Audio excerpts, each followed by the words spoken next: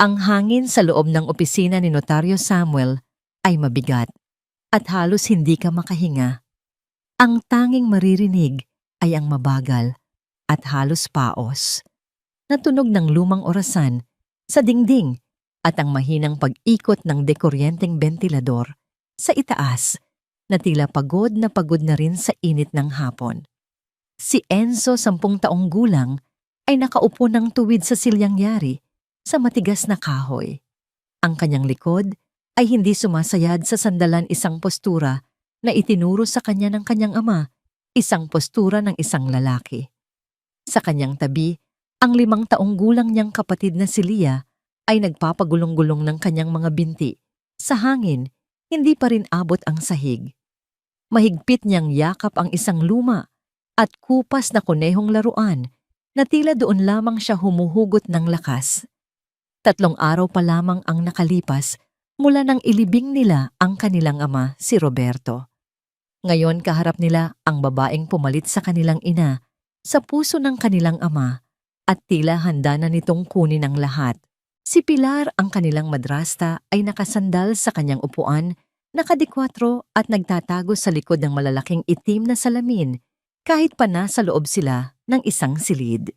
Isang bahagyang nangangisi ang gumuhit sa kanyang mga labi, habang si Notaryo Samuel, isang lalaking pinagpapawisan sa kabila ng bentilador, ay nanginginig na binuklat ang dokumento sa kanyang harapan.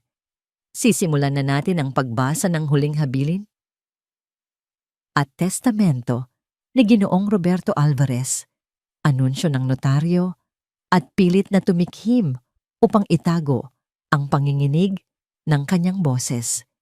Iniiwasan niyang tumingin sa 2 bata. Sa aking asawa, si Pilar.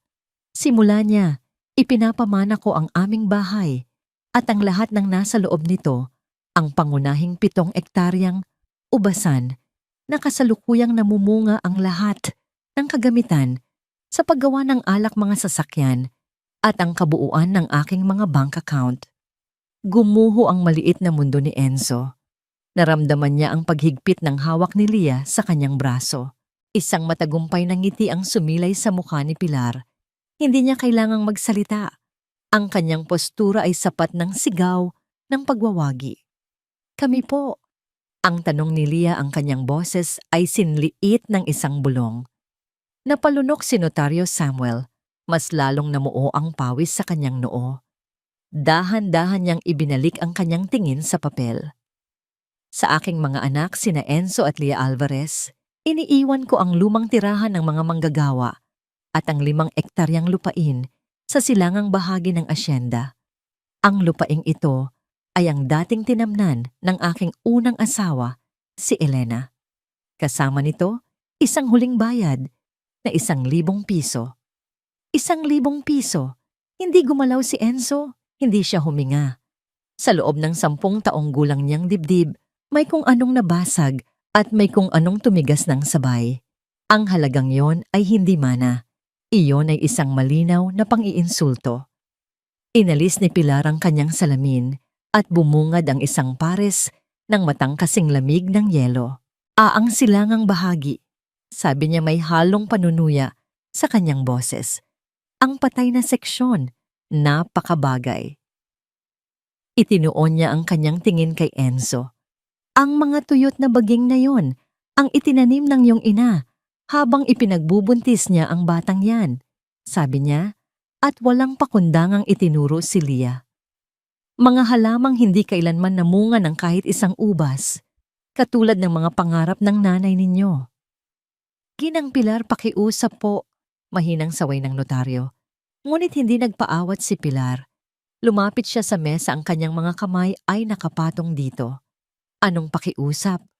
Ang dakilang ina ninyong si Elena, ang botanist, ay nagsayang ng maraming taon sa mga walang kwentang halaman na yon. At nang sa wakas, ay isinilang niya ang batang ito. Muli niyang tiningnan si Lia na may pagkasuklam, bumigay ang kanyang katawan. Namatay ang nanay mo para lang maipanganak ka. Ngayon, mamumuhay kayo sa kanyang kabiguan. Napaka-perpekto, hindi ba? Nagsimulang umiyak ng tahimik si Lia. Agad siyang hinila ni Enzo palapit sa kanyang dibdib, tinatakpan ang mga tainga ng kapatid upang hindi na nito marinig ang mga susunod na sasabihin ng babae. Ang mga patay na halaman na iyon. Nagpatuloy si Pilar na tila nasiyahan sa epekto ng kanyang mga salita ay ang perpektong pamana para sa mga anak ng isang bigong pangarap, isang sira-sirang tirahan at isang baog na lupa. Iyan lang ang nararapat sa inyo. Itinaas ni Enzo ang kanyang tingin. Ang kanyang mga matang kulay kape ay direktang tumama sa mga mata ni Pilar. Walang salita, walang luha, walang pagmamakaawa. Tinitigan niya lamang ito nang may bigat na nagpaurong sa babae. Kahit bahagya, ang galit sa kanyang mga mata ay sapat na upang magbigay babala. Hindi siya isang pangarap lang. Sa wakas ay sabi ni Enzo ang kanyang boses ay kalmado, ngunit may nakatagong bagsik. Isa siyang botanist. Isang mapaklang tawa ang kumawala kay Pilar. At anong naibigay sa kanya ng kanyang pagiging botanist? Isang libingan. Makalipas ang 2 oras, nakatayo na sina Enzo at Lia sa labas ng bahay na kanilang kinalakihan. Pinanood nila si Jessa ang kanilang kasambahay na namumula ang mga mata sa kaiiyak habang isinisilid ang kanilang mga damit sa malalaking itim na supot ng basura. Patawarin ninyo ako mga anak. Bulong ni Jessa, nanginginig ang boses. Hindi ko gustong gawin ito. Ayos lang po manang Jessa. Sagot ni Enzo walang emosyon. Nagpasya na siya sa loob ng opisina ng notaryo. Hinding-hindi na siya magpapakita ng kahinaan. Siya na ang lalaki ngayon. Patay na ang kanilang ina. Patay na ang kanilang ama. Silang 2 na lang ang natitira. Habang hindi nakatingin si Pilar, may idinula si Jessa sa bulsa ni Enzo. Isang lukot na 500 piso. 6 na supot ng basura. Iyon na lamang ang natira sa kanilang buhay. Mga damit, ilang libro ang kunehong laruan ni Lia at isang kupas na litrato ng kanilang mga magulang na masayang magkayakap. Sige na, umalis na kayo. Kailangan ko na ang espasyong yan. Utos ni Pilar mula sa pintuan. Binuhat ni Enzo ang 3 supot. Si Lia naman ay hirap na hinawakan ng isa gamit ang kanyang 2 maliliit na kamay. Habang naglalakad sila palayo sa daanang may graba, bumulong ang kanyang kapatid. Kuya, saan tayo matutulog? Tumingin si Enzo sa unahan sa maalikabok na abot-tanaw. 2 kilometro mula sa kanilang kinatatayuan, sa ilalim ng nakakapasong sikat ng araw, may isang maliit na istrukturang nakatayo sa gitna ng mga hilera ng kulay abo at baluktot na mga sanga. Makikita natin, pagsisinungaling niya pilit na pinatatag ang kanyang boses. Magiging maayos din ang lahat bunso. Pangako. Ngunit habang naglalakad sila palayo, ang init ng araw ay tumatama sa kanilang balat at ang mga supot ng basura ay humahampas sa kanilang mga binti. Hindi sigurado si Enzo kung iyon ay isang pangakong kaya niyang tuparin. Ang paglalakad patungo sa dulo ng asyenda ay tila isang walang katapusang parusa. Ang bawat hakbang ni Enzo ay mabigat, hindi lang dahil sa bigat ng mga supot ng basura na kanyang pasan, kundi dahil sa bigat ng responsibilidad na biglang pumatong sa kanyang mga balikat. Ang init ng 4:00 ng hapon ay parang kumukulong langis na ibinubuhos sa kanilang mga ulo. Pagkalipas ng halos 1 oras na paglalakad sa wakas, ay narating nila ang tirahan. Hindi ito isang bahay. Isa itong kubo na tila matagal nang isinumpa at kinalimutan ng panahon. Ang mga kahoy na dingding ay bulok at may mga butas ang bubong na yero ay kalawangin at may ilang bahaging nakabuka na tila isang bibig na sumisigaw sa langit. Tinulak ni Enzo ang pinto. Walang kandado. Isang marahas na tunog ng nabubulok na kahoy ang umalingaw-ngaw. Habang dahan-dahan itong bumubukas, nagbubunyag ng isang madilim at nakasusulasok na loob. Ang una niyang naramdaman ay ang amoy. Isang pinaghalong amoy ng amagdumi ng daga at isang matamis-tamis na halimuyak ng pagkabulok. Humakbang si Enzo papasok. Naghihintay na masanay ang kanyang mga mata sa dilim. "Dito, kuya." Narinig niyang bulong ni Lia mula sa kanyang likuran. Ang boses nito ay nanginginig. "Dito tayo titira." Nang masinagan ng isang guhit ng liwanag, mula sa butas na bubong ang sahig, nakita ni Enzo ang kasagutan. Ang sahig ay lupa basa-basa at puno ng dumi ng mga hayop. Ang mga sapot ng gagamba ay nakabitin na parang maruruming kurtina sa bawat sulok. Sa isang tabi, may isang bakal na kama na walang kutsyon. Sa kabila naman isang lumang kalan na gawa sa bato na gumuho na ang kalahati. Walang bintana na mga butas lamang na dating nilagyan ng salamin. Hinawakan ni Lia ng mahigpit ang laylayan ng damit ng kanyang kuya. "Ayoko dito, kuya. Natatakot ako." Walang ibang pagpipilian. Alam yon ni Enzo. Alam din yon ni Lia. Sa sumunod na 3 oras bago tuluyang lumubog ang araw, kumilos si Enzo na parang hindi siya isang bata. Ginamit niya ang isang tuyong sanga bilang walis, itinutulak ang mga dumi palabas ng pinto. Kinaladkad niya ang isang maruming kutsyon na iniwan ni Pilar para sa kanila at inilagay sa sulok na hindi gaanong mabasa. Tinulungan siya ni Lia sa abot ng kanyang makakaya, tinatanggal ang malalaking sapot gamit ang isang patpat kahit pa napapaiyak siya sa tuwing may dumidikit sa kanyang balat. Walang tubig. Ang gripo sa labas ay kinakalawang at hindi gumagana. Isang tunog lamang ng hangin ang lumabas nang subukan itong paandarin ni Enzo. Walang ilaw. At higit sa lahat walang pagkain. "Kuya, gutom na ako." Sabi ni Lia nakaupo sa ibabaw ng kutsyon. Ang boses niya ay mahina at halos mawala sa lumalaking dilim. Kinapa ni Enzo ang kanyang bulsa. Ang 1,500 piso. Pwede siyang maglakad papuntang bayan bukas ng umaga para bumili ng tinapay at delata. Ngunit paano ngayong gabi? Mayroon akong 3 biskwit dito. Pagsisinungaling niya naaalala na wala talaga silang dala. "Gusto mo?" Tumango si Lia, ang kanyang mga mata ay puno ng pag-asa. Lumabas si Enzo at sa liwanag ng papalubog na araw, nagkunwari siyang naghahanap sa loob ng mga supot. Walang pagkain. Kahit isang mumo. Ngunit may iba siyang nakita sa ilalim ng isang supot. Ang luma at makapal na jacket ng kanilang ama. Itinaas niya ito at ang amoy nito ay tila isang suntok na dumurog sa kanyang puso. Amoy tabako lupa at ang murang aftershave na laging ginagamit ni Papa. Niyakap niya ang jacket, isinubsob ang kanyang mukha dito at sa unang pagkakataon, mula noong libing, humagulgol siya. Binigyan niya ang sarili ng 3 minuto, 3 minutong pagkabigo at kalungkutan. Pagkatapos, pinunasan niya ang kanyang mga luha, itinago ang jacket at bumalik sa loob na may kalmadong mukha. "Hindi ko makita yung mga biskwit," sabi niya. "Bukas na lang tayo bibili ng pagkain. Sa ngayon kailangan na nating matulog." Hindi na umimik si Lia. Sumiksik siya sa tabi ng kanyang kuya sa kutsyon na amoy amag at desperasyon. Sa dilim kumalam ang kanyang sikmura. Ganoon din ang kay Enzo. "Kuya," bulong ni Lia. Magiging maayos din po ba ang lahat?" "Oo nga." Muling pagsisinungaling ni Enzo. Lagi. Sa labas isang asong gubat ang tumahol.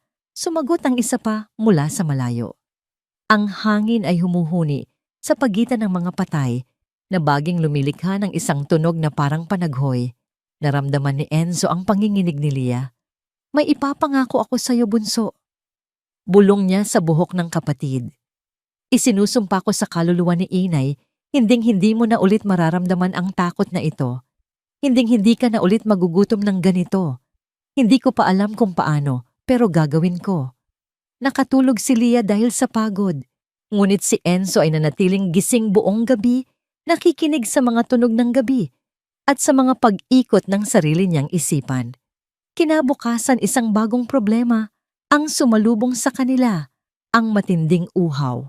Natuklasan ni Enzo na ang balon sa tabi ng kubo ay tuyo. Pinilit niyang paikutin ang kinakalawang na pihitan, ngunit isang hungkag Natunog lamang ang kanyang narinig. Kumuha siya ng isang mahabang patpat at isinuksok sa butas. Tumama ito sa ilalim, walang kahit isang patak ng tubig. Dito ka lang, utos niya kay Leah. Babalik ako agad. Naglakad siya ng 3 kilometro papuntang bayan, sa ilalim ng sikat ng araw. Sa poso sa gitna ng plaza, napuno niya ang 2 boteng plastik na dala. Sa pagbalik bumili siya ng tinapay at isang lata ng sardinas. Nagastos ang 100 piso. Ang tubig na yon ay tumagal lamang ng 2 araw. Sa ikatlong araw, mas naging matindi ang sikat ng araw. Ang huling baso ng tubig ay inihanda ni Enzo para kay Leah. Walang ininom si Enzo. Kailangan kong pumunta ulit sa bayan. Sama ako, kuya. Pakiusap ni Leah. Huwag na malayo. Dito ka na lang at magpahinga. Ngunit si Leah sa pagiging 5 taong gulang ay hindi sumunod. 10 minuto matapos umalis ni Enzo, lumabas siya ng kubo. Hila-hila ang kanyang laruang kuneho. Naglakad-lakad siya sa pagitan ng mga hilera ng tuyot at baluktot na mga baging. At doon niya nakita isang bagay na gumagalaw. Isang totoong kuneho kulay kape at may puting mga tainga. Binitiwan ni Leah ang kanyang laruan at tumakbo. Teka lang, sigaw niya. Tumalon ang kuneho papasok sa mga baging.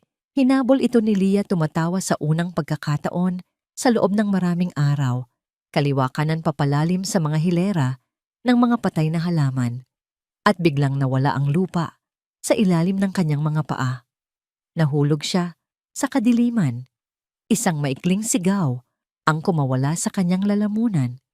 Bumagsak siya sa matigas na lupa, gumulong at huminto. Isang matinding kirot ang naramdaman niya sa kanyang braso. Madilim ang paligid. Kuya! Narinig ni Enzo ang sigaw nang nasa kalagitnaan na siya ng daan patungong bayan. Ang pangalan niya na sinabi nang may purong takot. Binitiwan niya ang mga bote ng tubig at tumakbo pabalik na hindi alintana ang sariling kapaguran. Ang kanyang baga ay nag-aapoy. Leah, nasaan ka? Sigaw niya, ang kanyang boses ay nagpapahiwatig ng papalapit na sindak. Dito sa ilalim. Nakita ni Enzo ang butas. Sa pagitan ng mga baging mga 2 metro ang lapad. Sumilip siya. Kadiliman. Nasaktan ka ba? Hindi ko po alam, madilim. Walang pag-aalinlangan tumalon si Enzo. Lumapag siya sa malambot na lupa, halos 2 metro ang lalim. Naramdaman niya ang sakit sa kanyang mga bukong-bukong, ngunit binaliwala niya ito. Gumapang siya patungo sa mga hikbi. Nandito na ako. Nandito na si kuya. Yumakap sa kanya si Leah, nanginginig sa takot. Nahulog po ako. Yung kuneho. Shh! Ayos na. Ligtas ka na. Habang dahan-dahang nasasanay ang kanyang mga mata sa dilim, mula sa liwanag na pumapasok sa butas sa itaas, narinig ni Enzo ang isang mahinang tunog. Isang tunog na parang agos ng tubig. Sinundan niya ang tunog. 5-10 metro. At doon niya ito nakita. Tubig. Malinis na tubig na bumubulwak mula sa isang siwang sa bato, dumadaloy sa isang kanal na inukit sa lupa. Dumapa si Enzo at uminom. Ito ay totoo. Ito ay buhay. Leah, may tubig. Habang gumagapang si Leah palapit sa kanya, napansin ni Enzo ang mga ukit sa pader na bato. Nilapitan niya ito, hinaplos ng kanyang mga daliri ang mga letra. AIM 2018 Elena Alvarez. 7 taon na ang nakalipas. Si Inay. Bulong ni Enzo, puno ng pagkamangha. Si Inay ang gumawa nito. Hinawakan ni Leah ang mga letra. Alam ni Inay, kuya. Alam niyang mapupunta tayo dito. Tiningnan ni Enzo ang lagusan, ang tubig, ang kanal na dumadaloy patungo sa direksyon ng mga patay na baging. Isang sistema, isang plano, isang lihim. Oo, bunso, sabi niya, isang bagong pag-asa ang sumisibol sa kanyang puso. Sa tingin ko, napakaraming alam ni Inay.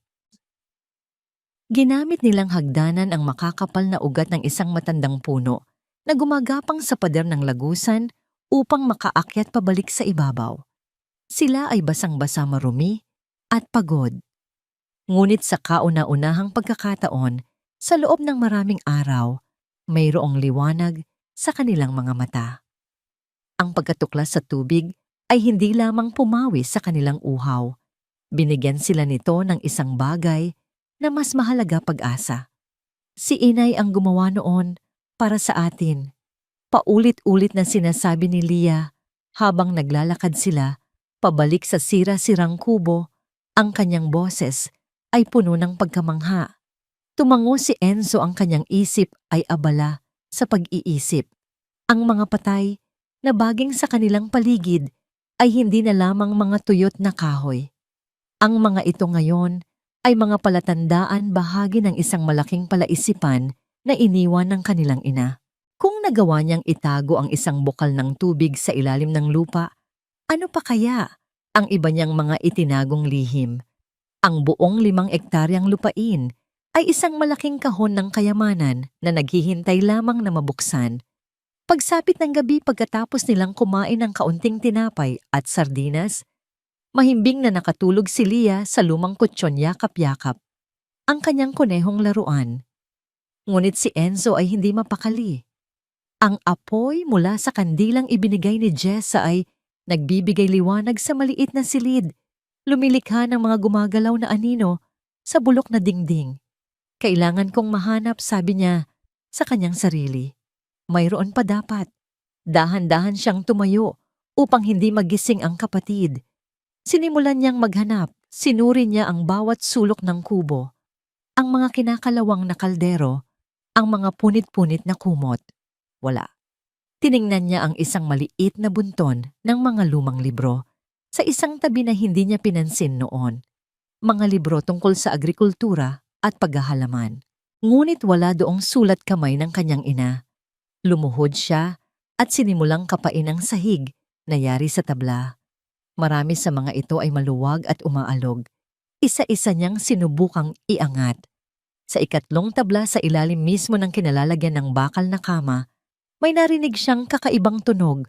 Nang katukin niya ito, isang tunog na hungkag at iba sa lahat. Ginamit niya ang kanyang mga daliri upang sungkitin ang siwang at buong lakas na hinila. Umulan ng alikabok at sapot.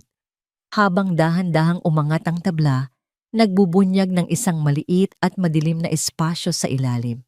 Sa loob, nakabalot sa makapal at may langis na tela upang maprotektahan mula sa anay at halumigmig ay isang libro. Nanginginig ang mga kamay ni Enzo habang inaabot niya ito. Dahan-dahan niyang inalis ang pagkakabalot. Isang talaarawan na yari sa gastadong katad. Malambot ito sa kanyang mga daliri, isang testamento ng madalas na paggamit. Binuksan niya ang unang pahina. Sa kupas na asul na tinta nakasulat ang petsa Disyembre Pin 2018, 3 buwan bago isilang si Leah. At sa ilalim nito ang sulat kamay ng kanyang ina. Nakilala niya ito mula sa iilang birthday card na naitago niya. Minamahal kong Enzo at Leah. Kung binabasa ninyo ito, nangangahulugang wala na ako sa inyong tabi. Sinasabi ng doktor na delikado ang pagbubuntis ko. Ngunit kung hindi man ako pinalad, kailangan ninyong malaman ang isang bagay. Hindi ako patay. Naririto ako sa bawat ugat, bawat dahon, at bawat patak ng tubig na dumadaloy sa ilalim ng lupaing ito na itinanim ko para sa inyo. Ang ubasan na ito, ang aking liham ng pag-ibig. Ang mga pahinang ito, ang aking boses. Enzo anak, maging matatag ka. Mas matatag kaysa sa inaakala mo. Leah aking bunso. Ilang minuto lamang kitang nahawakan, ngunit sa mga sandaling iyon, minahal kita ng sapat para sa habambuhay. Sundin ninyo ang mga nakasulat dito. Alagaan ninyo ang mga baging tulad ng pag-aalaga ko sana sa kanila. At matutuklasan ninyo na ang kamatayan ay hindi katapusan. Ito ay ibang paraan lamang ng pagtatanim. Tumulo ang luha mula sa mata ni Enzo. Hindi na niya napigilan ang mga luhang kanina pa nagbabanta. Isang patak, dalawa, hanggang sa bumagsak ito sa papel. Ginagawa itong bahagyang kulubot. Humagulgol siya, hindi ng tahimik, hindi ng patago. Isang tunog na basag at puno ng sakit na nagmula sa lalamunan ng isang 10 taong gulang na batang lalaki na dumanas ng napakaraming pagkawala.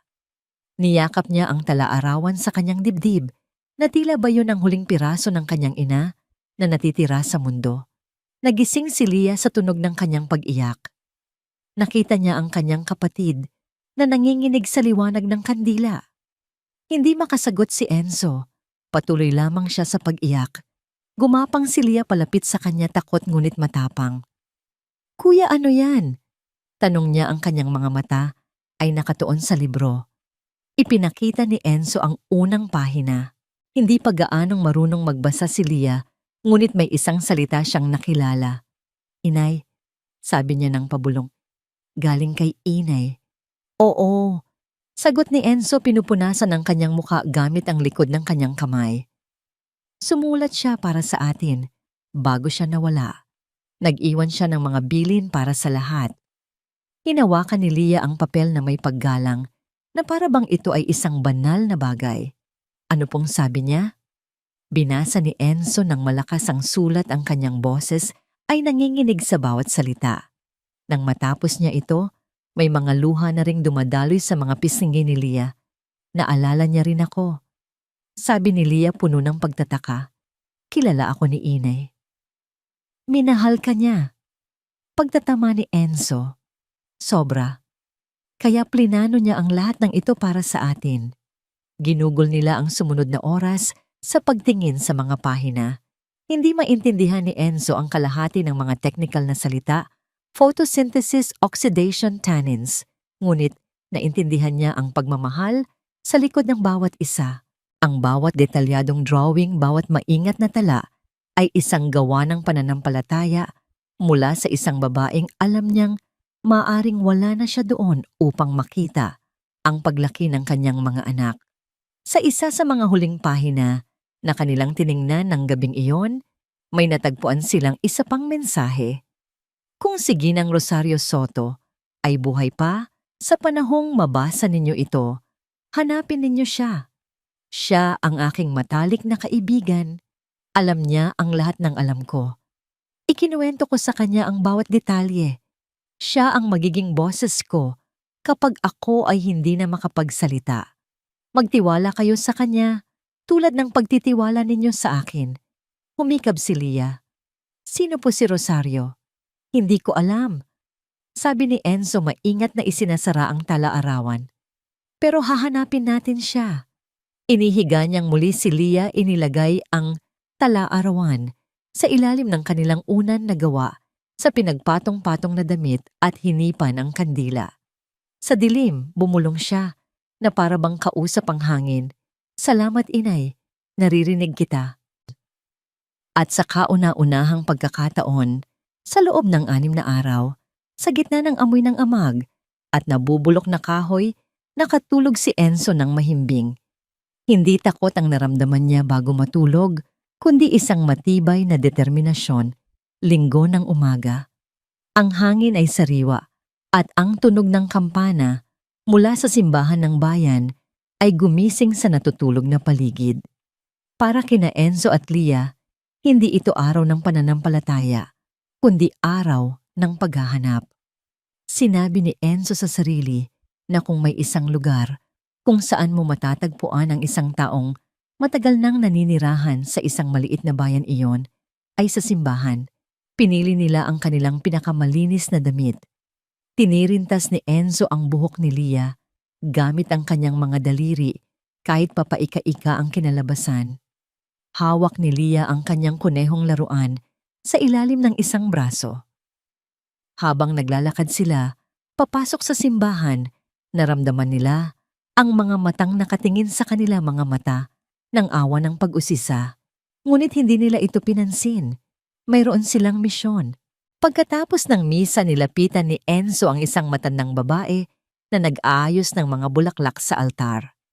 "Excuse po, Ale. May kilala po ba kayong nagngangalang Rosario Soto?"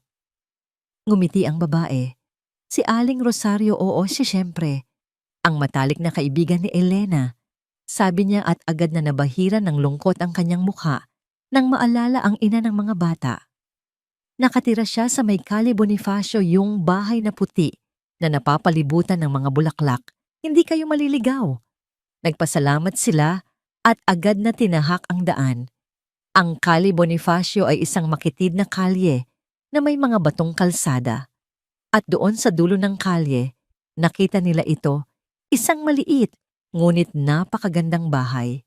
Puti ang pintura at ang bakod na kahoy ay halos matabunan na ng makukulay na bulaklak at mababangong halaman. Kakaiba ito sa lahat ng bahay sa paligid. Tila ito isang munting paraiso. Huminto si Enzo sa harap ng tarangkahan at huminga ng malalim. Hinawakan niya ng mahigpit ang kamay ni Lia. Naglakas loob siyang kumatok. Ilang sandali pa bumukas ang pinto. Isang babae na may buhok na kulay abo at nakatali sa isang maayos na pusod ang humarap sa kanila. Ang kanyang mga mata ay matalas at mapanuri. Ang kanyang mga kamay, bagamat may mga kulubot na, ay may mga bakas ng lupa, patunay na siya ay isang hardinera. Siya si Rosario. Ano ang kailangan ninyo mga bata? Tanong niya, ang kanyang boses ay hindi masungit ngunit seryoso at walang bahid ng paglalambing.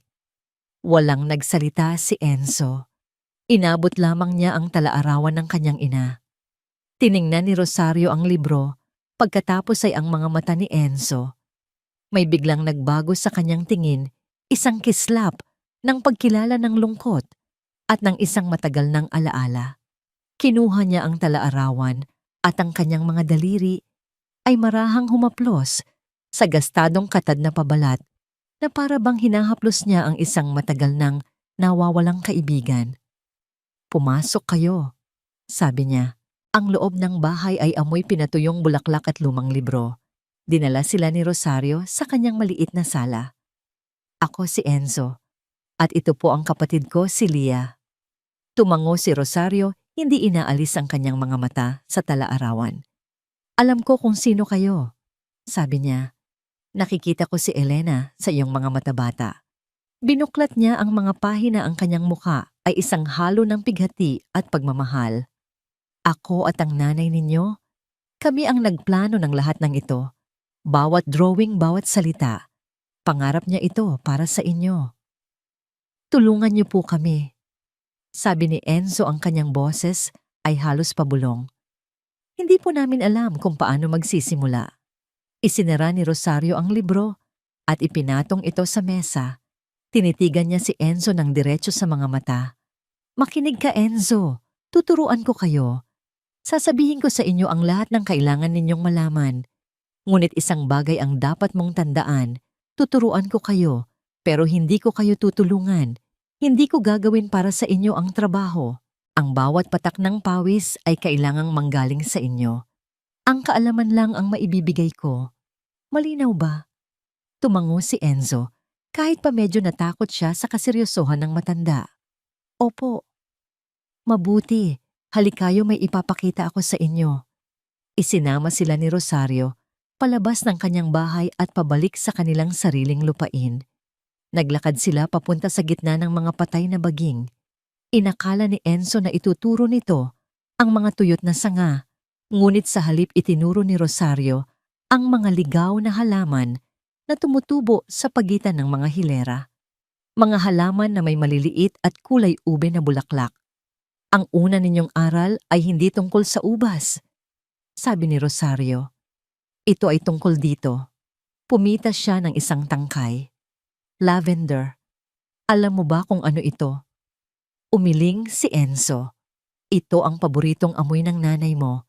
Ang mga bulaklak nito, kapag pinatuyo, ay ginagawang pabango sa mga aparador. Mabenta ito sa mga taga-Maynila na dumadayo dito. Habang natutulog pa ang inyong mga baging, ang lavender ang gigising sa inyong pag-asa. Magsimula kayo dito. Anihin ninyo ang lahat ng bulaklak. Bukas, tuturuan ko kayo kung paano ito patuyuin. Habang abala sila sa pag-inspeksyon sa mga halaman, isang grupo ng mga batang lalaki ang dumaan pinangungunahan ng isang mas matanda sa kanila na nagngangalang Jax. "Hoy, Enzo, ano yan? Naglalaro lang kayo ng mga damo?" Kantiyaw ni Jax na may mapanuksong na ngiti. "Akala ko ba bubuhayin nyo ang ubasan ng tatay nyo? Baka sa susunod na taon, damo na ang ibebenta nyo." Nagtawanan ang kanyang mga kasama. Hindi sila pinansin ni Enzo at nagpatuloy sa pakikinig kay Rosario. Kaya pala, namatay yang ubasan. Patuloy ni Jax, mas malakas ngayon. Puro pangarap, walang alam. Katulad ng nanay nyo. Sa isang iglap nagdilim ang paningin ni Enzo. Binitiwan niya ang hawak na lavender at mabilis na hinarap si Jax. Hindi siya nagsalita. Buong lakas niya itong itinulak. Natumba si Jax sa maalikabok na lupa. "Wag na huwag mong pagsasalitaan ng nanay ko." Sigaw ni Enzo, ang kanyang mga kamao ay nakakuyom. Nagulat si Jax at ang kanyang mga kaibigan. Mabilis na tumayo si Jax, handa nang gumanti, ngunit isang matigas na boses ang pumigil sa kanila. "Tama na yan." Si Rosario. Nakatayo siya sa pagitan ng dalawang bata.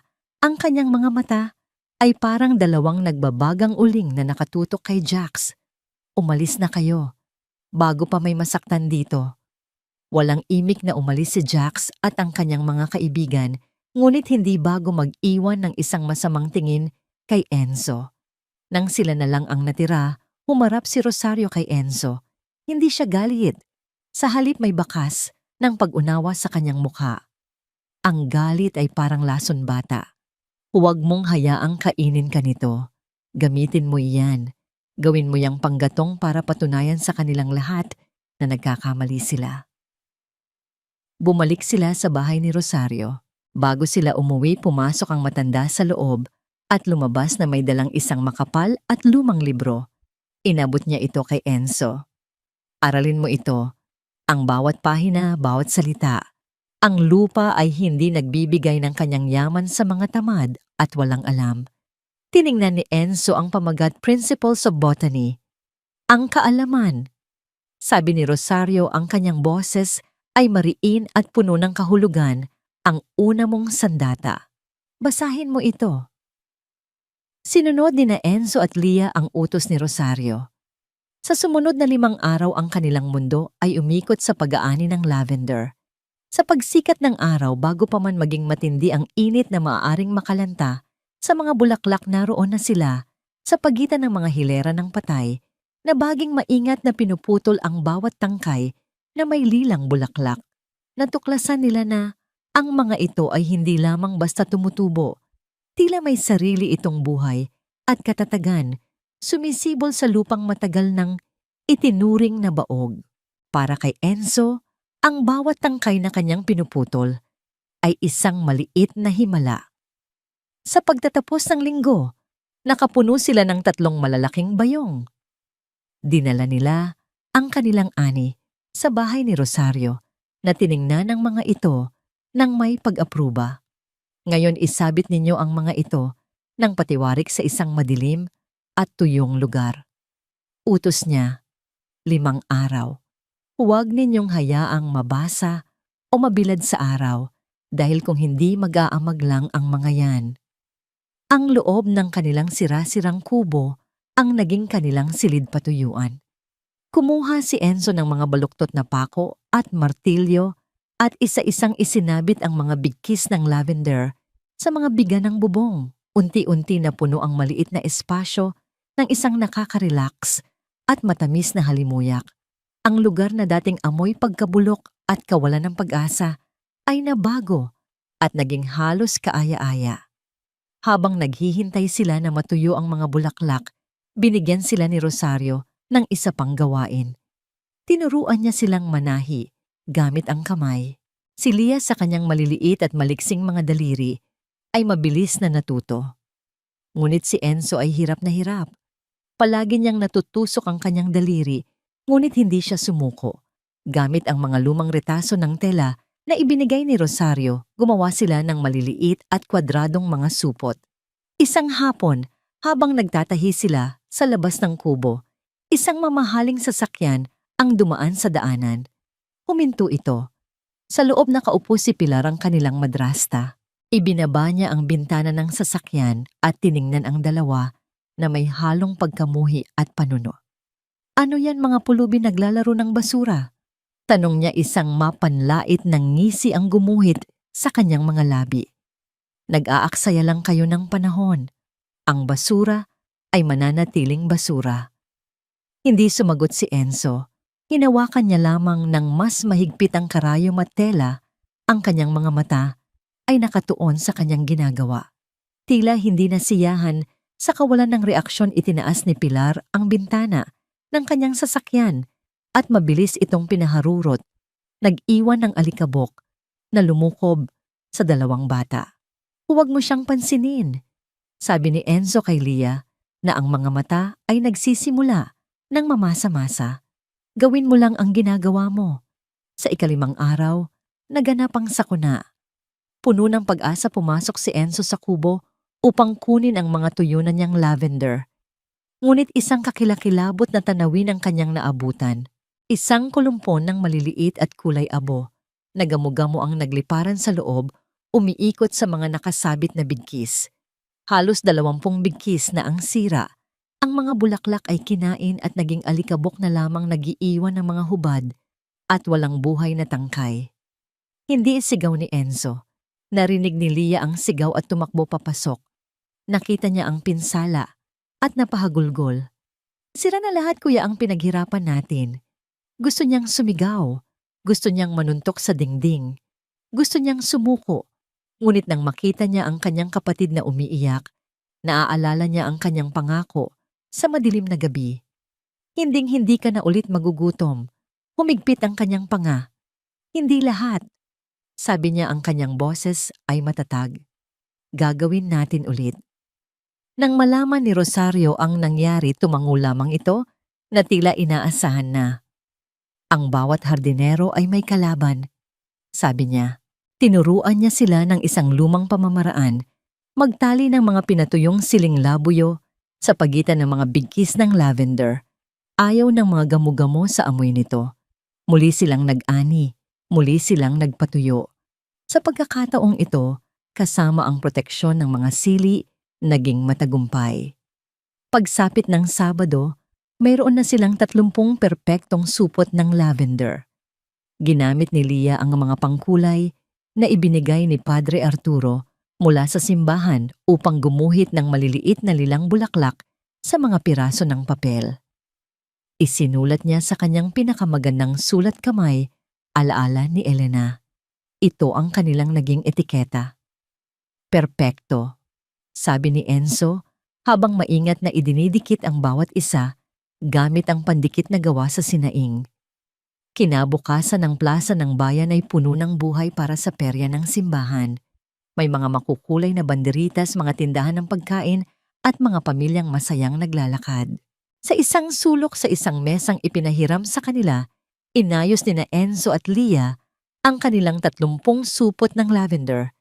15 piso ang bawat isa. Kinakabahan si Enzo.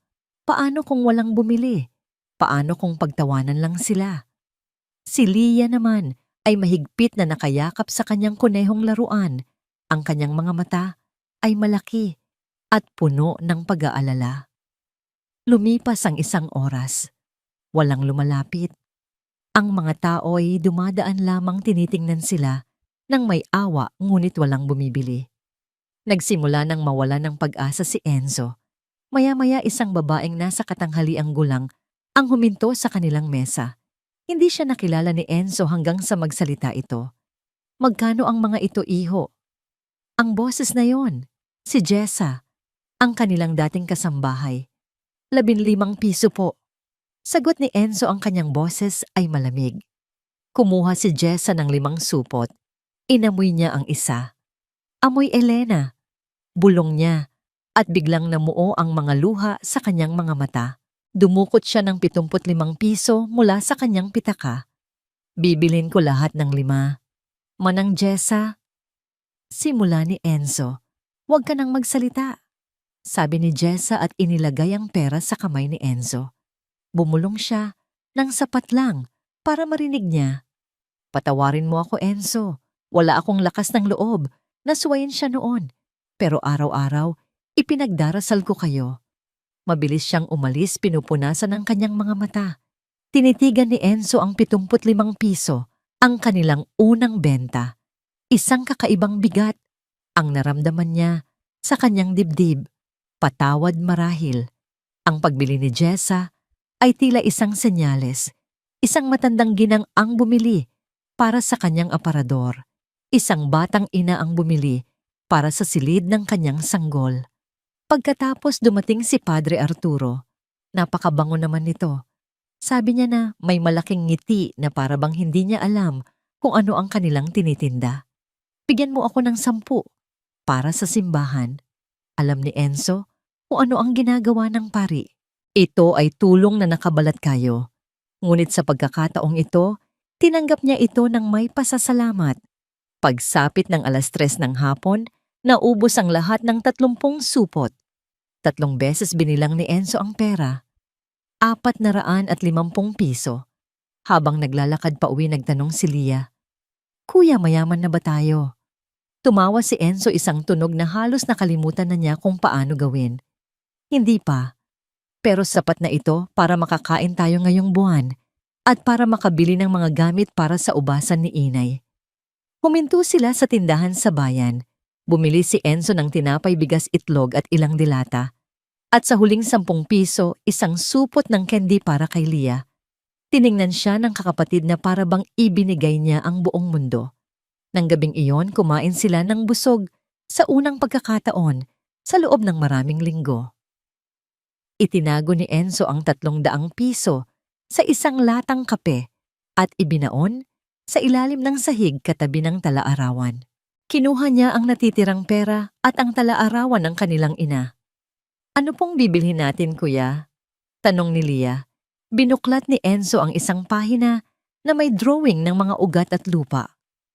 "Abono," sabi niya. At isang maliit na pala. Kung ano ang sinasabi ni Inay na kailangan natin.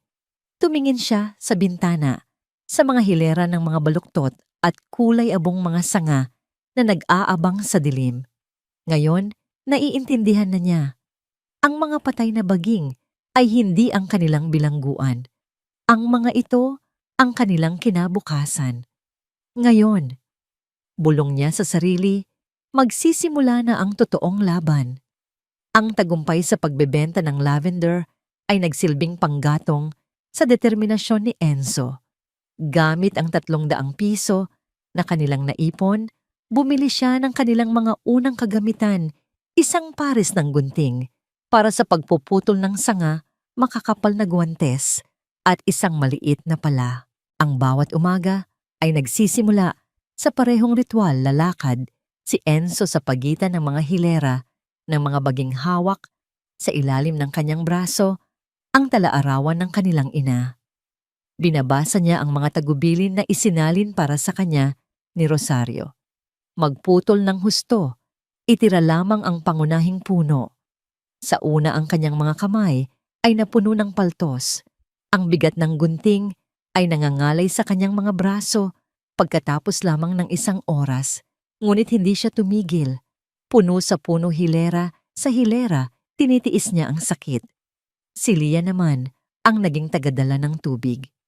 Gamit ang 2 maliit na balde, 30 beses siyang nagpabalik-balik mula sa lihim na bukal patungo sa mga puno araw-araw.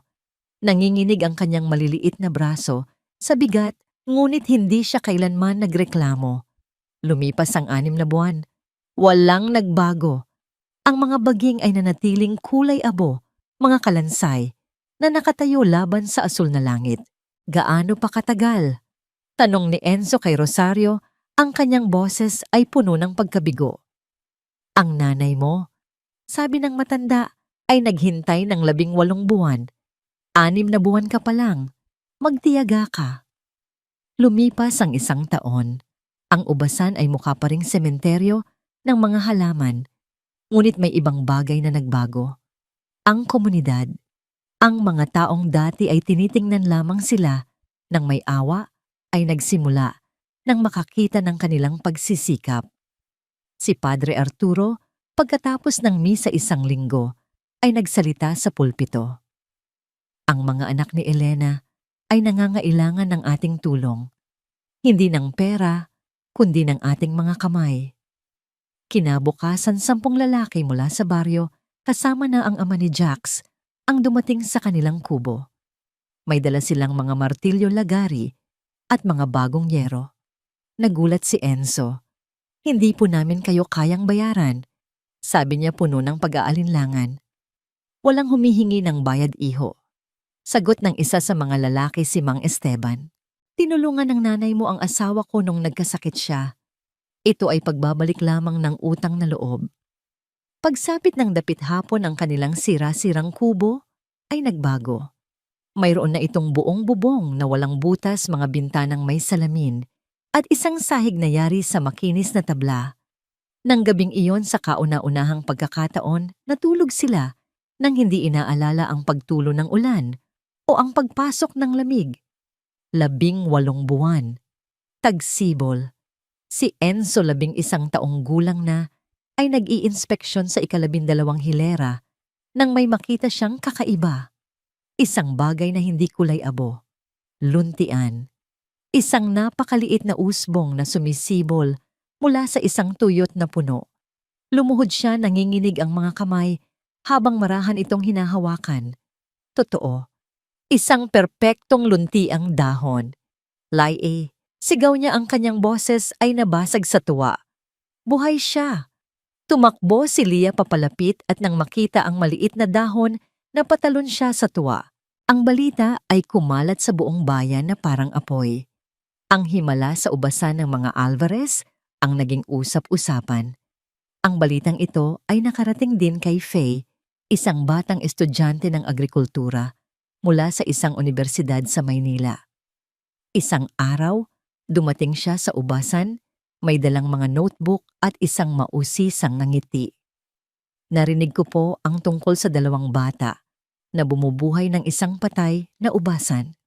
Sabi niya, pwede ko po bang pag-aralan ang pamamaraan ninyo? Sinusunod lang po namin ang tala-arawan ng nanay ko, sagot ni Enzo. Kung ganoon siya ang may pamamaraan, pwede ko po bang makita? Pumayag si Rosario. Si Faye ay naging isang malaking tulong, ipinapaliwanag ang mga komplikadong salita sa tala-arawan at nagtuturo ng mga modernong teknik sa pag-aalaga ng halaman. Ngunit ang tagumpay ay may kasamang anino. Nakarating din ang balita kay Pilar. Isang araw habang abala sina Enzo at Faye sa pagsusukat ng pH level ng lupa, isang sasakyan mula sa gobyerno ang huminto sa harap ng kanilang kubo. 2 social worker ang bumaba.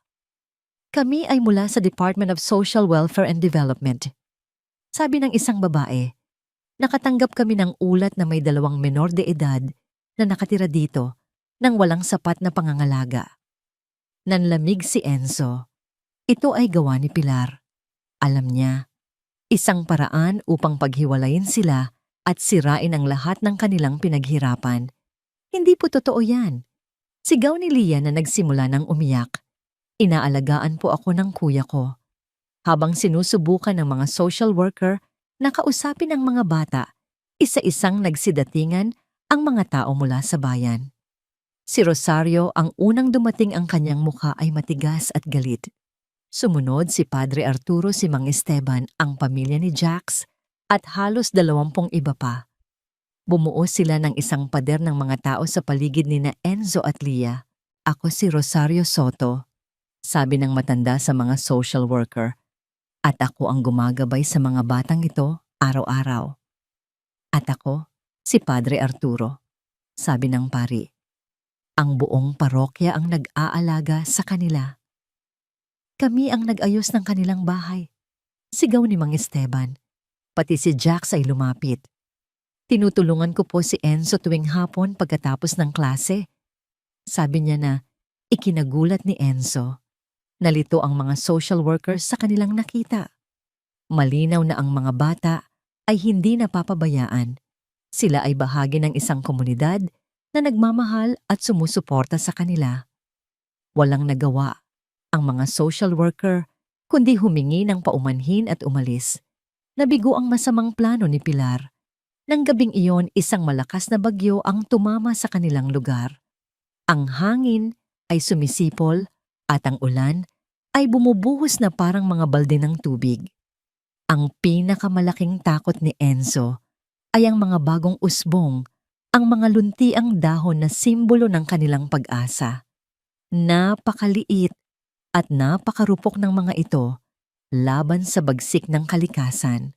Kailangan nating protektahan sila. Sigaw ni Enzo sa gitna ng malakas na ulan. Sa gitna ng kadiliman at rumaragasang hangin, magdamag na nagtrabaho sina Enzo at Lia. Ginamit nila ang kanilang mga katawan bilang panangga tinatakpan ng bawat puno na may usbong. Niyakap nila ang mga puno na para bang niyayakap nila ang kanilang sariling buhay. Sila ay basang-basa, nanginginig sa ginaw at pagod, ngunit hindi sila umalis. Kinaumagahan tumila ang ulan at sumikat ang araw. Lumabas sila mula sa kubo. Ang buong ubasan ay puno ng putik at mga sirang sanga. Ngunit ang mga punong may usbong, lahat sila ay nakatayo pa rin. Ang kanilang mga lunti ang dahon ay nagniningning sa ilalim ng sinag ng araw. Nakaligtas sila. Sa tulong ng komunidad, nalampasan nila ang paninira ni Pilar. Sa pamamagitan ng kanilang sariling lakas, nalampasan nila ang bagsik ng bagyo. Tumingin si Enzo sa abot-tanaw sa mga luntiang tuldok na kumakalat na ngayon sa kanyang buong ubasan. Naramdaman niya ang pagod, ngunit higit pa roon naramdaman niya ang tagumpay. Ang mga ugat na kanilang inalagaan ay nagsisimula nang kumapit ng mas malalim. Lumipas ang 2 pang taon. Ang mga luntiang tuldok na minsang ipinagtanggol ni na Enzo at Lia mula sa bagyo ay naging makakapal na dahon. Ang mga puno ay hindi na mukhang mga kalansay. Sila ay puno na ng buhay. Si Enzo ngayon ay 13 taong gulang, ay mas matangkad at ang kanyang mga braso ay mas malakas dahil sa 4 na taon ng walang tigil na pagtatrabaho. Si Lia sa edad na 8 ay hindi lamang nag-aaral ng mabuti, kundi siya na rin ang gumuguhit ng mga disenyo para sa kanilang patuloy na negosyo ng lavender. Pagsapit ng Marso ng ika-4 na taon, dumating ang sandaling matagal na nilang hinihintay. Sa mga sanga sa ilalim ng malalabay na dahon, nakasabit ang mga kumpol ng ubas, hindi marami ngunit perpekto. Ang Malbec ay kulay ube, na halos itim. Ang Cabernet ay maliliit at siksik. Ito na ang unang ani. Ang pag-aani ay naging isang pagdiriwang. Sa loob ng 3 araw, si Enzo Lia Rosario, Fay Padre Arturo, at maging si Jax ay magkakasamang namitas ng mga ubas. Ang bawat kumpol ay maingat na pinuputol na para bang ito ay isang hiyas. Nakakolekta sila ng halos 200 kilo, isang maliit na halaga kumpara sa mga malalaking ubasan, ngunit para sa kanila ito na ang buong mundo. Dinala nila ang mga ubas sa isang maliit na kamalig na kanilang inayos. Nakahiram si Padre Arturo ng mga lumang kagamitan, isang manumanong panggiling, at 3 lumang bariles ng alak na gawa sa kahoy na maingat na nilinis. Ngayon, magsisimula ang pinakamahirap na bahagi. Sabi ni Fay, ang kanyang mga mata ay seryoso. Isang pagkakamali lang at 4 na taon ng paghihirap ay mawawalan ng saysay. Binuklat ni Enzo ang talaarawan sa seksyon ng paggawa ng alak. Ang mga pahina ay puno ng detalyadong mga tagubilin, mga eksaktong temperatura, mga sukat, at mga oras ng paghihintay. Sinundan nila ang bawat hakbang na para bang ito ay isang banal na kasulatan. Manumano nilang giniling ang mga ubas. Ang kulay ubeng katas ay dumaloy, nag-iiwan ng mantsa sa kanilang mga braso at damit. Tumawa si Lia habang tinatapakan ng mga huling ubas sa isang malaking palanggana. Ganito rin ang ginawa ni Inay, sabi niya. At ngayon ginagawa na rin natin. Napuno nila ang 3 bariles. Ang matamis na amoy ng sariwang katas ng ubas ay bumalot sa buong kamalig. 3 linggo. Basa ni Enzo mula sa talaarawan. Kailangang suriin ang temperatura 2 beses sa isang araw. Iyon ang naging pinakamahabang 3 linggo sa buhay ni Enzo. Araw at gabi, hindi siya mapakali. Palagi niyang tinitingnan ang mga bariles, kinakapa ang temperatura na para bang ang kanyang pagbabantay ay makakatulong sa proseso. Sa wakas dumating ang ika-21 araw, ang araw ng katotohanan. Nagtipon silang muli, si Enzo Lia Rosario Fay at Padre Arturo. Ang hangin ay puno ng pananabik at kaba. Nanginginig ang mga kamay ni Enzo habang dahan-dahan niyang binubuksan ang gripo ng unang bariles. Isang maitim na pulang likido ang dumaloy sa isang pitsel. Isinalin niya ito sa 5 kupita. Ang kulay ay perpekto, malalim na ruby red. Mabango, sabi ni Fay habang inaamoy ang kupita. Itinaas din ni Enzo ang kanyang kupita. Para kay inay, sabi niya.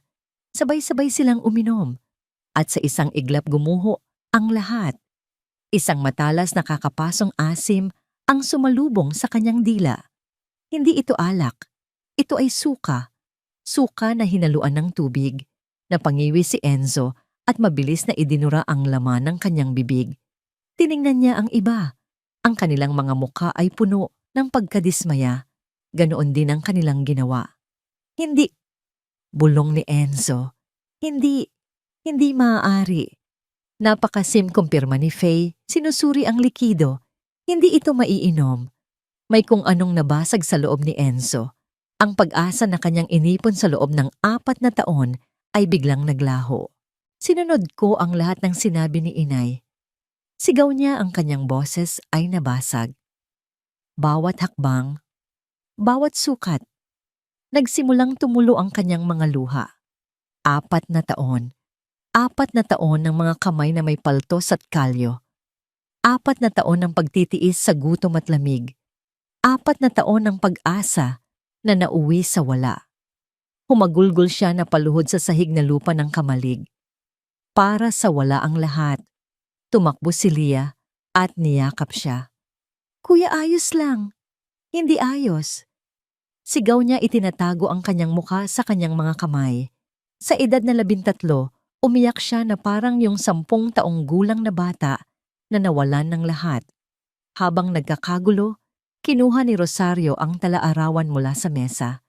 Mabilis niyang binuklat ang mga pahina. Enzo, makinig ka. Sabi niya, ang kanyang boses ay mahinahon ngunit may diin. Ayoko nang magbasa. Basahin mo. Utos ni Rosario, mas malakas ngayon. Kinuha ni Enzo ang talaarawan. Itinuro ni Rosario ang isang maliit na sulat sa dulo ng isang kabanata. Ang sulat ni kamay ay tila medyo nanginginig na para bang isinulat ito pagkatapos ng isang matinding pagkabigo. Anak, kung binabasa mo ito, pagkatapos ng isang kabiguan, pakinggan mo ako. Ang aking unang batch ay pumalpak din, masyadong maasim. Ang pangalawa rin. At ang pangatlo. Ngunit ang pang-apat ay naging perpekto. Tandaan mo, ang kabiguan ay tagumpay lamang na nasa mabagal na kilos. Ayusin mo ang pH gamit ang calcium carbonate. I-ferment mo ulit. Huwag kang susuko. Nagmamahal, inay. Itinaas ni Enzo ang kanyang tingin. Mula sa talaarawan ang kanyang mga mata ay puno pa rin ng luha.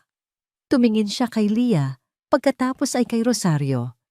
3 beses pumalpak si inay bago niya nakuha. Sabi ni Lia, ang kanyang boses ay puno ng bagong pag-asa. Tayo nasa una pa lang. Pinunasan ni Enzo ang kanyang mga luha. Tiningnan niya ang diagram sa ilalim ng sulat. Muli siyang tumayo. Ang apoy sa kanyang mga mata ay hindi pa namamatay. Ito ay nagbabalik. Kumuha si Fay ng calcium carbonate. Maingat nilang sinukat inayos ang timpla at isinara muli ang mga bariles. Panibagong 3 linggo ng paghihintay. Ngunit sa pagkakataong ito, hindi na ito paghihintay na puno ng pananabik, kundi isang paghihintay na puno ng panalangin. Ang sumunod na 3 linggo ay mas mabigat kaysa sa nauna. Ang bawat araw ay lumipas ng napakabagal. Ang dating pananabik ay napalitan ng isang tahimik at maingat na pag-asa. Walang nagsasalita tungkol sa alak. Nagpatuloy sila sa kanilang mga gawain pag-aalaga sa mga baging pagbebenta ng lavender na para bang ang 3 bariles sa kamalig ay hindi umiiral. Ngunit sa gabi alam ni Enzo na pareho sila ni Lia ng iniisip. Sana sa pagkakataong ito. Dumating ang ika-6 na linggo, ang araw ng pangalawang pagtikim. Sa pagkakataong ito, silang 5 lang ulit. Walang ibang imbitado.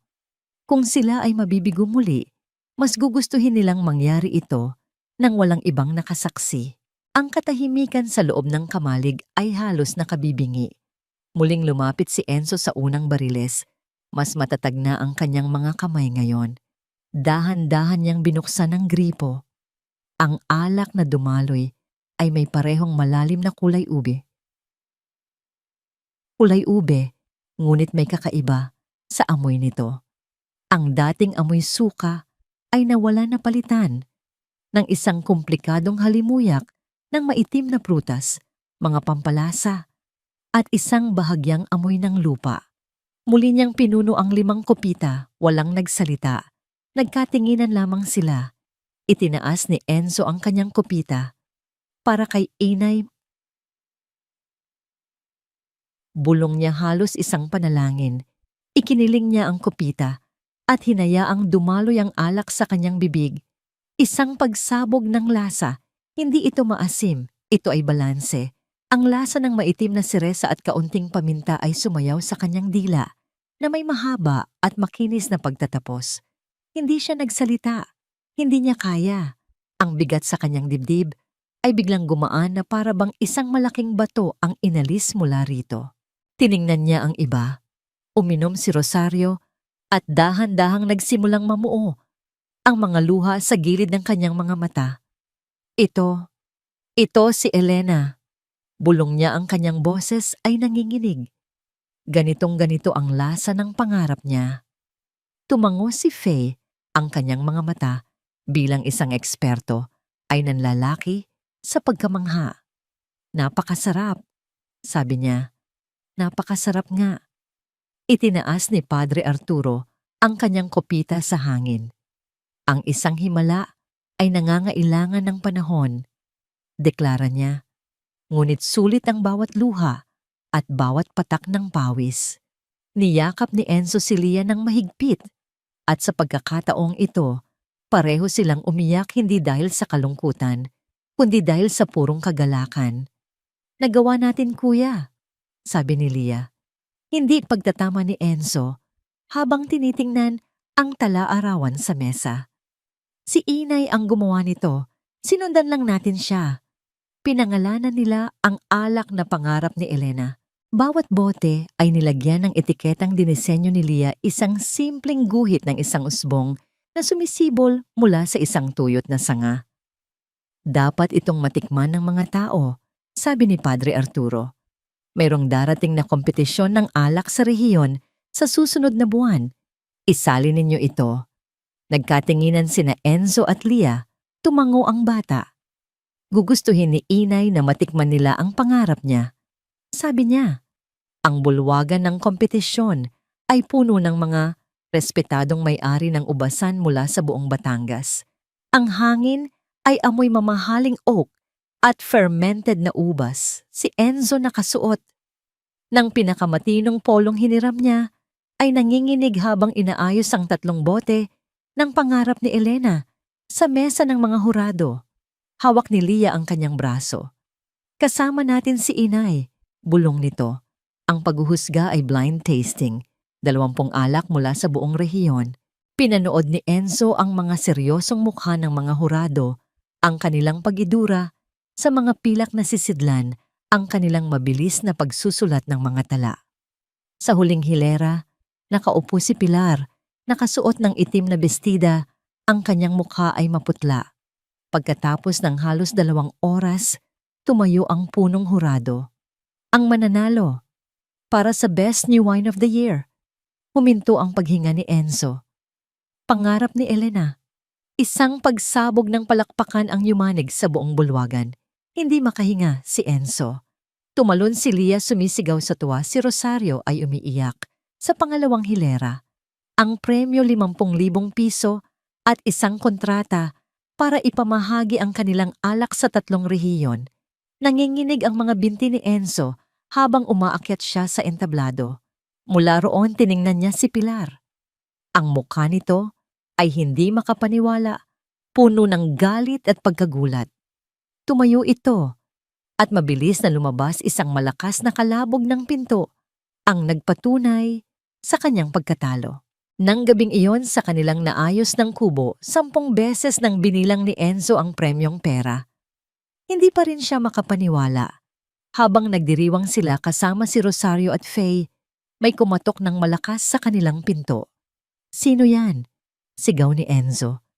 Si Samuel, si Notaryo Samuel." Binuksan ni Enzo ang pinto.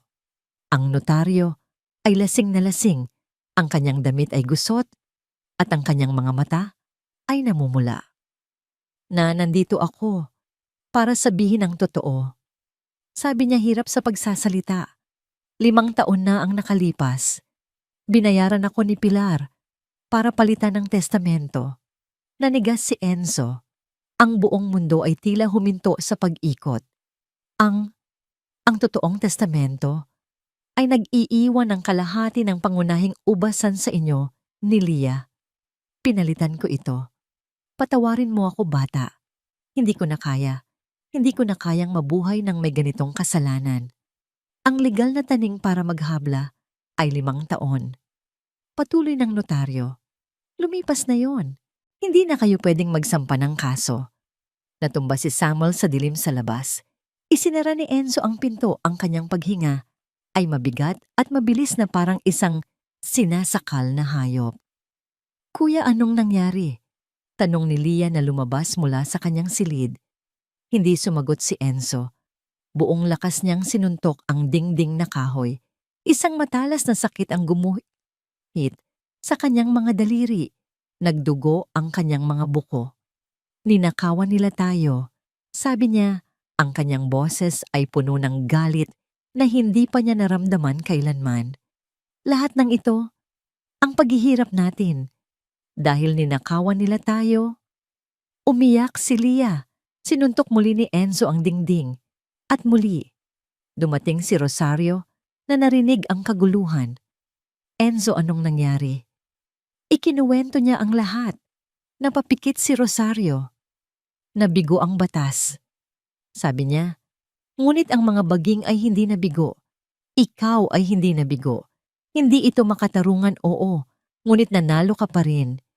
Hindi niya na maaagaw sa iyo ang tagumpay na ito." Napaupo si Enzo sa sahig, humahagulgol. Niyakap siya ni Leah. Alam ni Rosario na kailangan mailabas ng bata ang lahat ng galit at sakit. Tiningnan ni Enzo ang 50,000 piso at ang kontratang nakapatong sa mesa. Tama si Rosario. Hindi man naging makatarungan ng batas, nanalo pa rin sila. Sa paraang itinuro sa kanila ng kanilang ina. Kinaumagahan, isa pang katok ang narinig nila. Si Jessa, ang kanilang dating kasambahay, ang nasa pinto. Ang kanyang mukha ay balisa. "Enzo, Leah, Pam," sabi niya hingal na hingal. "Ang ubasan ni Ginang Pilar. Na-foreclose. Lubog siya sa utang. Bangkarota na siya. Ang subasta ay sa loob ng 2 linggo. Nagkatinginan sina Enzo at Leah. Ang hustisya, na isip ni Enzo, ay hindi laging nagmumula sa isang hukom. Minsan ito ay nagmumula sa mga ugat ng lupa. Ang balita tungkol sa pagkabangkarota ni Pilar ay kumalat sa buong bayan. Ang dating reyna ng ubasan, ang babaeng kinatatakutan at kinaiinisan ng marami, ay isa na ngayong kwento ng pagbagsak. Ngunit para kay Enzo, hindi ito kwento. Ito ang katuparan ng isang hustisyang matagal niyang hinintay. Ang galit mula sa pagkakatuklas ng katotohanan ay hindi pa nawawala. Ngunit ito ay nag-iba ng anyo. Mula sa isang nag-aapoy na galit, ito ay naging isang malamig at matalas na determinasyon. 2 araw matapos ang balita, isang hindi inaasahang bisita ang kumatok sa kanilang pinto. Hindi ito isang malakas na katok ng kapangyarihan kundi isang mahina at halos nag-aatubiling pagkatok. Binuksan ni Enzo ang pinto. Si Pilar. Ang babaeng nasa harap niya ay malayo sa Pilar na kanyang nakilala. Wala na ang mamahaling damit, ang makapal na kolorete at ang matapang na tindig. Ang kanyang buhok ay may mga puti na ang kanyang mukha ay walang kulay at ang kanyang mga kamay ay nanginginig. Ang kanyang mga mata na dating kasing lamig ng yelo ay puno ngayon ng isang emosyon na hindi pa nakita ni Enzo sa kanya desperasyon. Enzo, Lia, sabi niya, ang kanyang boses ay paos. Hindi niya magawang tumingin ng diretso sa kanila. Hindi inimbitahan ni Enzo na pumasok ang babae. Nanatili siyang nakaharang sa pintuan ng kanyang katawan ay isang matigas na pader. Anong kailangan mo? Tanong niya, ang kanyang boses ay walang emosyon. Ang ubasan ko, bangkarota na. Sabi ni Pilar, hirap sa bawat salita. Isusubasta ito ng bangko. Kung bibili ninyo ang mga natitira kong alak kahit sa mas mababang halaga, baka mabayaran ko pa ang aking mga utang. Pakiusap. Lumabas si Lia at tumayo sa likod ng kanyang kuya. Tiningnan niya si Pilar. Tulad ng pagtulong ninyo sa amin noon. Sabi ng bata, ang kanyang boses ay walang bahid ng pagiging bata, kundi puno ng bigat ng kanilang pinagdaanan. Yumuko si Pilar. Isang luha ang tumulo mula sa kanyang mata at bumagsak sa tuyong lupa. Alam ko, karapat dapat ako dyan. Ngunit pakiusap, mga anak. Iyon na lang ang natitira sa akin. Tinitigan siya ni Enzo ng ilang sandali. Nakita niya ang isang babaeng nawalan ng lahat, hindi dahil sa kamalasan, kundi dahil sa sarili niyang kasakiman. Walang awa, walang galit. Wala na siyang naramdaman kundi isang malamig na pagtatapos. Dahan-dahan niyang isinara ang pinto. Makalipas ang 2 linggo, ang bulwagan ng munisipyo ay ginawang lugar para sa subasta. Puno ito ng mga negosyante at mga kinatawan ng malalaking korporasyon na gustong makuha ang 7 ektaryang ubasan ng mga Alvarez sa murang halaga. Sa isang sulok nakaupo si Pilar mag-isa na parang isang anino sa sarili niyang trahedya. Pumasok sina Enzo at Lia kasama si Rosario. Naupo sila sa harap na hilera. Ang kanilang presensya ay nagdulot ng bulong-bulungan sa mga tao. Ano ang ginagawa ng mga batang ito rito, sinimulan ng taga-subasta? Ubasan ng mga Alvarez, 7 ektarya kasama ang lahat ng kagamitan. Ang utang ay nasa 10 milyong piso. Ang panimulang tawad ay 5 milyon. Isang negosyante mula sa Maynila ang agad na nagtaas ng kanyang numero. 6 na milyon. 7. Sigaw ng isa pa. 8 milyon. Mabilis na tumaas ang presyo. Tila magiging isang labanan ito sa pagitan ng 2 malaking kumpanya. Si Pilar ay nakayuko lamang, ang kanyang mga balikat ay nanginginig. 9 na milyon, sabi ng unang negosyante. Tumingin ang taga-subasta sa kanyang kalaban. Umiling ito. Mukhang yun na ang huling tawad. 9 na milyon unang tawag. 9 na milyon pangalawang tawag. Bago pa man maibaba ng taga-subasta ang kanyang martilyo, isang kamay ang itinaas sa harap na hilera. Isang maliit payat, ngunit matatag na kamay. Si Enzo. 10 milyon. Sabi niya, ang kanyang boses ay malinaw at malakas. Umaling-awngaw sa buong bulwagan. Isang nakabibinging katahimikan ang bumalot sa silid. Lahat ng mga mata ay napunta sa isang 14 na taong gulang na bata. Ang negosyante mula sa Maynila ay tumingin sa kanya na hindi makapaniwala. Si Pilar ay dahan-dahang itinaas. Ang kanyang ulo, ang kanyang mukha ay puno ng pagkagulat. Saan kukuha ng ganoong kalaking pera ang isang bata?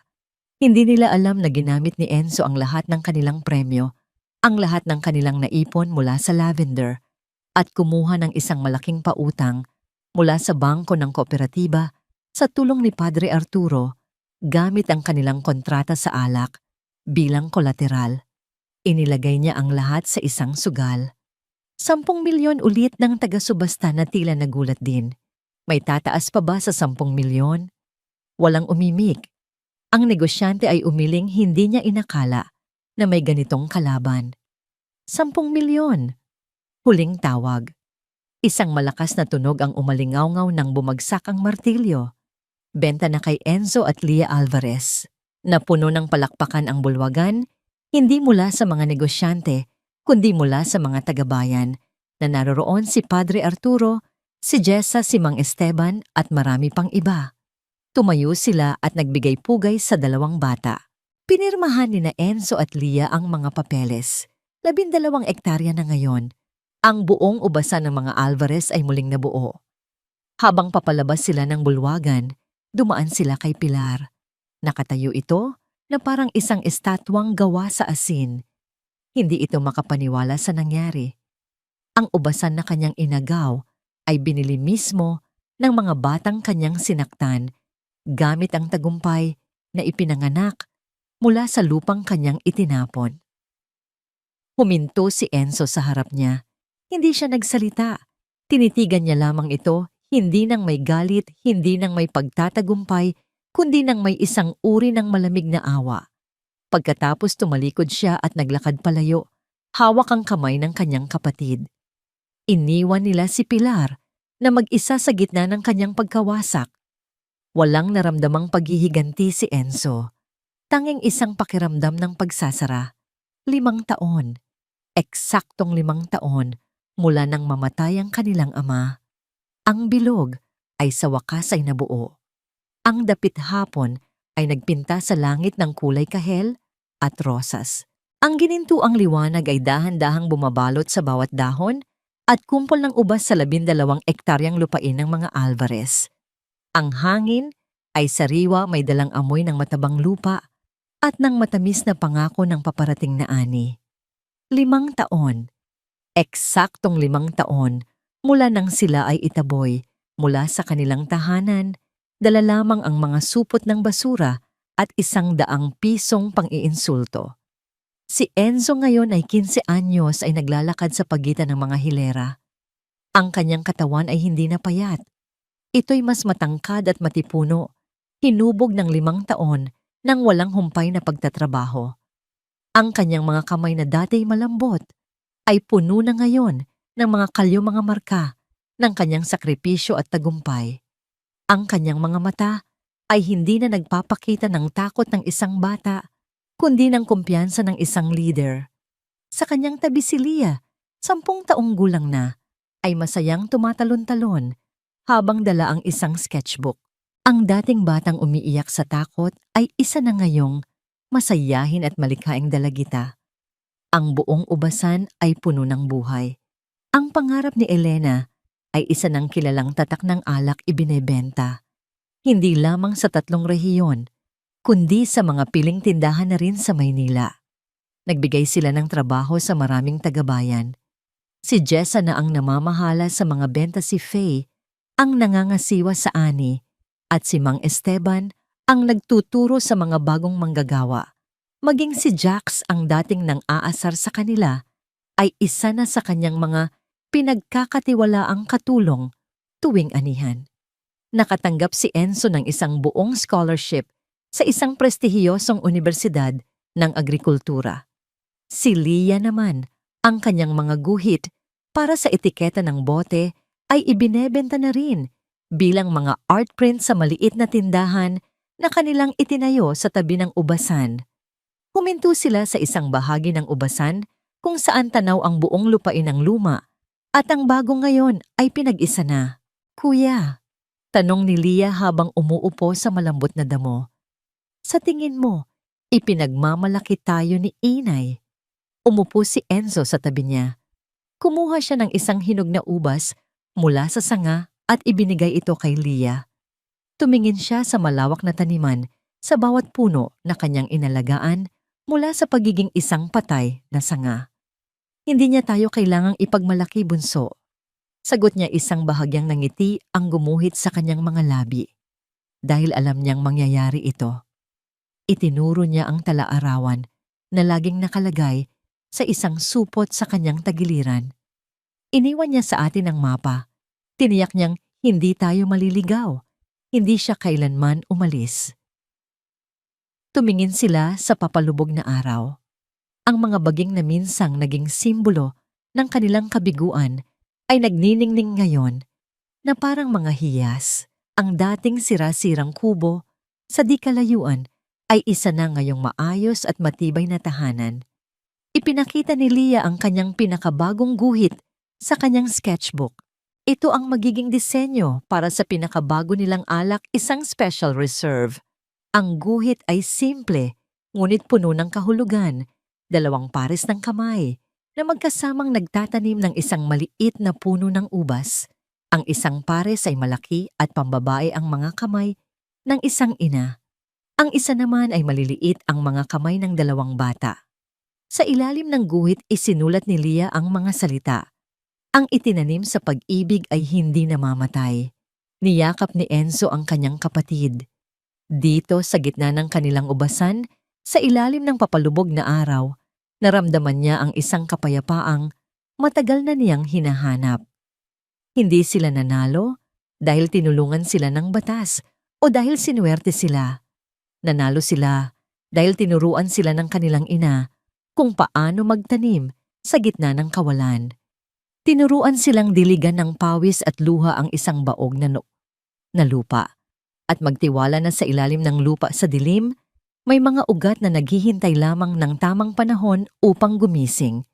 Ang pamana sa kanila ay hindi ang ubasan. Ang tunay na pamana ay ang kaalaman na kahit iwanan ka sa isang tuyot na lupain na may kaunting pera sa iyong bulsa, kaya mong maghasik ng isang kinabukasan. At kung didiligan mo ito ng pagmamahal at pagtitiyaga, isang araw, gigising ang mga ugat. At hinding-hindi na sila muling mamamatay. Ang hangin ay marahang umihip na nagdulot ng isang mahinang tunog sa mga dahon ng ubas. Tila isang bulong ng isang inang masayang nakamasid mula sa malayo. Isang umaga ng Abril, habang ang hamog ay kumakapit pa sa mga dahon ng ubas, isang sulat ang dumating. Hindi ito karaniwang bayarin o order mula sa isang kliyente. Mayroon itong opisyal na selyo ng pinakaprestihiyosong universidad ng agrikultura sa bansa. Nanginginig ang mga kamay ni Enzo habang binubuksan ito. Sa bawat salitang kanyang binabasa, unti-unting lumalawak ang kanyang mga mata. Puno ng paghanga kagalakan at isang biglaang bigat sa kanyang dibdib. "Kuya, anong sabi?" Tanong ni Leah habang kinakain ang kanyang almusal na pandesal. Itinaas ni Enzo ang papel. "Nakatanggap ako." Sabi niya, ang kanyang boses ay halos hindi marinig. "Tinanggap nila ako. Full scholarship, Leah. Libre lahat." Isang malakas na sigaw ng tuwa ang kumawala kay Leah. Tumalon siya mula sa kanyang upuan at niyakap ng mahigpit ang kanyang kapatid. "Sabi ko na sa'yo, kuya. Sabi ko na ikaw ang pinakamagaling." Niyakap din siya ni Enzo. Ito ang pangarap. Ang katuparan ng bawat gabi ng pag-aaral pagkatapos ng maghapong pagtatrabaho sa ubasan. Ngunit habang yakap niya ang kanyang kapatid, isang malamig na takot ang gumapang sa kanyang puso. Ang universidad ay nasa Los Baños, 5 oras na biyahe ang layo. Paano niya iiwanan si Leah? Paano niya iiwanan ang ubasan? Ang pangarap ni Elena. Ang kagalakan ay mabilis na nabahira ng pag-aalala. Makalipas ang ilang araw, habang tinatalakay ni Enzo ang kanyang dilema, kasama si Rosario, isang itim at makintab na sasakyan, ang marahang pumasok sa kanilang daanan. Kakaiba ito sa mga karaniwang truck ng delivery o mga motorsiklo ng mga tagabayan. Masyado itong malinis, masyadong mahal. Isang lalaking nasa edad 40 ang bumaba. Nakasuot ito ng mamahaling barong plantsadong-plantsado at may suot na relong kumikinang sa ilalim ng sikat ng araw. Ngumiti ito isang perpekto at propesyonal na ngiti. "Magandang umaga?" bati niya. "Hinahanap ko si Ginoong Enzo Alvarez." Nagkatinginan sina Enzo at Rosario. Lumapit si Enzo. "Ako po si Enzo. Ano po ang maipaglilingkod ko sa inyo?" Inilahad ng lalaki ang kanyang kamay. Ako si Martin Reyes mula sa Verde Holdings, isang karangalan na makilala ka iho. Verde Holdings, kilala ni Enzo ang pangalang iyon. Isa itong higanteng korporasyon sa agrikultura, may-ari ng malalaking plantasyon ng saging pinya at tubo sa buong bansa. Ano ang kailangan nila sa isang maliit na ubasan? Napaka-inspirasyon ng inyong kwento, Enzo. Sabi ni Martin habang iginagala ang kanyang mga mata sa maayos na mga hilera ng baging. Binasa namin ang lahat ng artikulo tungkol sa inyo. Mula sa abo nagtayo kayo ng isang imperyo. Kamangha-mangha. Hindi komportable si Enzo sa papuri. Nagpapasalamat po ako. Kaya kami narito. Patuloy ni Martin na nagiging mas seryoso ngayon. Ang Verde Holdings ay laging naghahanap ng mga kwentong tulad ng sa inyo mga kwento ng katatagan at kalidad. At naniniwala kami na ang pangarap ni Elena ay may potensyal na maging isang pandaigdigang tatak. Pandaigdigan? Oo. Ngunit para marating iyon, kailangan ninyo ng tulong. Isang kasosyo na may malawak na mapagkukunan at network. Isang kasosyo tulad namin. Dinala sila ni Martin sa isang maliit na mesa sa ilalim ng isang puno. Inilabas niya ang isang makintab na folder. Sa loob, may mga dokumento at mga numero. Narito ang aming alok, Enzo. Gusto naming bilhin ang tatak na pangarap ni Elena at ang buong 12 ektaryang ubasan. Ipinakita niya ang isang numero sa ilalim ng isang dokumento. Isang numero na may napakaraming zero na halos mahilo si Enzo. 100 milyong piso, sabi ni Martin na tila nagbabanggit lang ng presyo ng candy. Isang halaga na titiyak sa kinabukasan mo at ng iyong kapatid habang buhay. Makakapag-aral ka sa kahit saang unibersidad sa mundo. Si Lia, mabibigyan mo ng buhay na hindi mo naranasan. Wala nang pag-aalala, wala nang pagtatrabaho sa ilalim ng araw. Natigilan si Enzo. 100 milyon. Ang halagang yon ay hindi lamang malaki. Ito ay hindi kapani-paniwala. Ngunit isang imahe ang biglang pumasok sa kanyang isip, ang sulat kamay ng kanyang ina sa tala-arawan. At anong mangyayari sa ubasan? Tanong ni Enzo, ang kanyang boses ay kalmado. Pangangasiwaan namin ito, sagot ni Martin. Imo-modernize namin ang produksyon, palalakihin ang ani. Dadalhin namin ang pangarap ng iyong ina sa buong mundo. Isang paraan ito ng pagbibigay pugay sa kanyang pamana. Umiling si Enzo. Ang pamana ng aking ina ay hindi isang produkto, Ginoong Martin. Ito ay isang proseso. Nasa bawat puno ito na aming inalagaan, sa bawat patak ng pawis na aming ibinuhos. Tumingin siya ng diretso sa mga mata ng lalaki. Hindi po ito para sa benta. Maraming salamat sa alok. Ang ngiti ni Martin ay hindi nagbago, ngunit ang kanyang mga mata ay bahagyang nanlamig. Naiintindihan ko ang iyong sentimiento, Enzo, ngunit ang negosyo ay negosyo. Dahan-dahan niyang isinara ang folder. Nag-research din kami ng mabuti tungkol sa inyo, Enzo, maging ang tungkol sa ilang irregularidad sa orihinal na testamento ng iyong ama. Isang napakasensitibong kaso. Alam mo, isang simpleng kaso lamang mula sa isang malayong kamag-anak na naghahabol sa mana ay maaaring magdulot ng malaking sakit ng ulo. Maaaring makwestiyon ang inyong karapatan sa pag-aari sa lupaing ito. Nanigas ang katawan ni Enzo. Ginamit nito ang kanilang nakaraan laban sa kanila.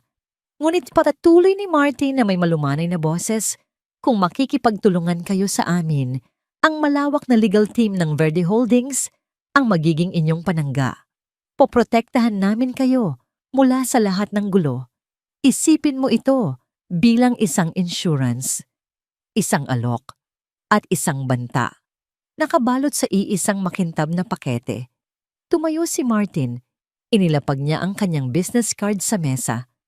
Pag-isipan mong mabuti, Enzo, para sa kinabukasan ninyo ni Lia. Tatawag ako sa susunod na linggo. Sumakay siya sa kanyang sasakyan at umalis, nag-iwan ng alikabok at isang mabigat na katahimikan. Naiwang nakatayo si Enzo hawak sa isang kamay, ang sulat ng pagtanggap sa unibersidad, at sa isipan naman ay ang alok ni Martin. Na-realize niya na ang laban ay hindi pa tapos. Ang kanilang nakaraan ay hindi pa ganap na nailibing, at ito ay naging sandata sa kamay ng isang bagong kalaban, isang kalaban na mas malaki, mas matalino, at mas mapanganib kaysa kay Pilar. Ang alok ni Martin ay parang isang laso na dahan-dahang kumalat sa tahimik na buhay ni na Enzo at Lia. Sa unang pagkakataon sa loob ng maraming taon, isang pader ang tila na magitan sa kanila. Naging tahimik si Enzo, malalim ang iniisip, palaging hawak ang sulat mula sa unibersidad na para bang ito ay isang mabigat na pasanin. Napansin ito ni Lia. Isang gabi, habang naghahapunan sila, hindi na nakatiis si Lia. "Kuya, ano po bang problema?" tanong niya. Dahil ba yan sa lalaking yon? Hindi agad sumagot si Enzo. Tiningnan niya ang kanyang kapatid. "Iniisip ko lang ang kinabukasan mo, Lia. Ang perang yon. Mababago nito ang lahat." Biglang tumayo si Lia, ang kanyang mga mata ay nag-aapoy. "Ang perang yun o, ang takot mo dahil sa banta niya. Akala ko ba tapos na tayo sa takot, kuya? Ipagpapalit mo ba ang pangarap ni inay dahil lang natatakot ka?" Nasaktan si Enzo sa paratang. "Hindi mo naintindihan. Ginagawa ko ito para sa'yo." "Hindi." Sigaw ni Lia, at ito ang unang pagkakataon na sinigawan niya ang kanyang kapatid. "Ginagawa mo yan para sa sarili mo dahil pagod ka na. Pero ako, kuya, hinding-hindi ako mapapagod na alagaan ang iniwan ni inay." Tumakbo siya papasok sa kanyang silid at malakas na isinara ang pinto. Naiwang mag-isa si Enzo sa gitna ng katahimikan, sugatan sa mga salita ng kanyang kapatid. Kinaumagahan, gulong-gulo ang isip, nilapitan niya si Rosario. Ikinuwento niya ang lahat, ang alok, ang banta, at ang pag-aaway nila ni Lia. Huminga ng malalim ang matanda. Ang pinakamalaking pagkakamali ni Martin ay ang isipin na ang kapangyarihan ninyo ay nasa mga papel at titulo ng lupa. Sabi ni Rosario, "Ang tunay na lakas ninyo, Enzo, ay wala sa korte. Nasa kwento ninyo at nasa mga taong naniniwala sa kwentong yon." Habang nag-uusap sila, isang hindi inaasahang bisita ang dumating. Si Notaryo Samuel. Mas matanda na ang itsura, ngunit mas payapa na ang kanyang mga mata. Nakarating sa kanya ang balita tungkol sa tangka ng Verde Holdings. "Narito ako para itama ang aking pagkakamali," sabi niya. Inilabas niya mula sa kanyang lumang briefcase ang isang dokumento. "Ito ang orihinal na testamento. Itinago ko ang isang kopya sa lahat ng mga taong ito. Handa akong tumestigo sa korte. Handa akong harapin ang anumang parusa." Ibinigay niya ito kay Enzo. Ang huling piraso ng kanilang masakit na nakaraan ay hawak na niya ngayon.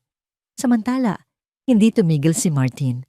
Ipinatawag niya ang lahat ng manggagawa ng ubasan para sa isang pulong. Sa ilalim ng isang malaking tolda, nangako siya ng dobleng sahod, mas magagandang benepisyo at permanenteng posisyon para sa lahat kung papayag silang mapasailalim sa Verde Holdings. Sinusubukan niyang wasakin ang kanilang pundasyon mula sa loob. Nang nasa kalagitnaan na ng kanyang talumpati, si Martin, dumating sina Enzo at Lia. Magkahawak ang kanilang mga kamay. Nagkatinginan sila bago pumasok isang tingin ng pag-unawa at pagpapatawad. Hindi sila sumigaw, hindi sila nakipagtalo. Hinintay nilang matapos si Martin. Pagkatapos, tumayo si Enzo sa harap ng lahat. "Salamat po, Ginong Martin, sa inyong mga alok." Simula niya, ang kanyang boses ay kalmado ngunit matatag. Hindi siya tumingin sa mga numero o sa mga dokumento. Tiningnan niya ang mga mukha ng kanilang mga manggagawa, si Jessa, si Mang Esteban, si Jax, at ang iba pa. "Hindi ko kayo bibigyan ng mga numero," sabi ni Enzo. "Sa halip, ibibigay ko sa inyo ang aming kwento." At ikinuwento niya ang lahat. Ang gabi sa sira-sirang kubo, ang pagkatuklas sa lihim na bukal, ang talaarawan, ang unang ani ng lavender, ang mga paltos sa kanilang mga kamay, ang pagkabigo sa unang batch ng alak, ang tulong na kanilang natanggap mula sa bawat isa sa kanila na naroon sa silid na yon. Habang nagsasalita siya, itinaas niya ang orihinal na testamento. Ito ang patunay ng kasakiman na sumubok na sirain kami. At ito, sabi niya habang itinuturo ang buong ubasan, ito ang patunay ng pagmamahal na nagligtas sa amin. Tumingin siya ng diretso sa mga mata ni Martin. Ang kanyang tingin ay hindi na tingin ng isang batang natatakot, kundi ng isang lalaking ipinaglalaban ang kanyang tahanan. Ang ubasan na ito ay hindi isang asset, Ginoong Martin. Ito ang kaluluwa ng aming ina at ang puso ng aming komunidad. At ang kaluluwa ay hindi ibinebenta. Isang sandali ng katahimikan. Pagkatapos, si Mang Esteban ang unang tumayo. Dito lang kami. Sabi niya ang kanyang boses ay matigas na parang bato. Kasama ng mga anak ni Elena. Isa-isang tumayo ang lahat ng manggagawa. Si Jessa, si Jax, lahat sila. Bumuo sila ng isang pader sa likod ni na Enzo at Lia. Isang pader na hindi kayang tibagin ng pera o ng banta. Alam ni Martin na talo na siya. Ang kanyang armaspera at takot ay walang silbi laban sa isang bagay na hindi niya kayang bilhin ang katapatan at pagmamahal. Walang imik, inayos niya ang kanyang mga gamit at umalis. Natalo siya, hindi ng isang abogadong mas magaling, kundi ng kapangyarihan ng isang kwento. Nang gabing iyon, nag-usap muli sina Enzo at Lia sa ilalim ng kalangitan na puno ng mga bituin. "Patawarin mo ako, kuya," sabi ni Lia. "Ako ang dapat humingi ng tawad," sagot ni Enzo. Muntik na akong makalimot kung ano ang tunay na mahalaga. Kinuha niya ang sulat mula sa unibersidad. "Pupunta ako. Mag-aaral ako. Ngunit hindi ko iiwan ang lugar na ito. Mag-aaral ako para mas mapabuti pa natin ang ubasan. Mag-aaral ako para sa hinaharap na itatanim natin dito." Nagkasundo sila sa isang bagong plano. Si Faye at Rosario kasama si Lia ang pansamantalang mamamahala habang si Enzo ay nag-aaral at uuwi siya tuwing katapusan ng linggo. Hindi na ito isang pasanin sa kanya, kundi isang responsibilidad na malugod niyang tinanggap. Magkahawak kamay silang tumingin sa kanilang ubasan. Ang mga baging ay tahimik na nakatayo sa dilim, ang kanilang mga ugat ay mas malalim at mas matibay kaysa dati. Hindi na sila mga batang naghahanap ng kaligtasan. Sila na ngayon ang mga tagapag-alaga, ng isang pangarap na itinanim sa pag-ibig at pinatibay ng bawat pagsubok na kanilang hinarap at pinagtagumpayan. Ang kanilang kwento ay hindi nagtatapos dito. Ito ay nagsisimula pa lamang sa panibagong kabanata.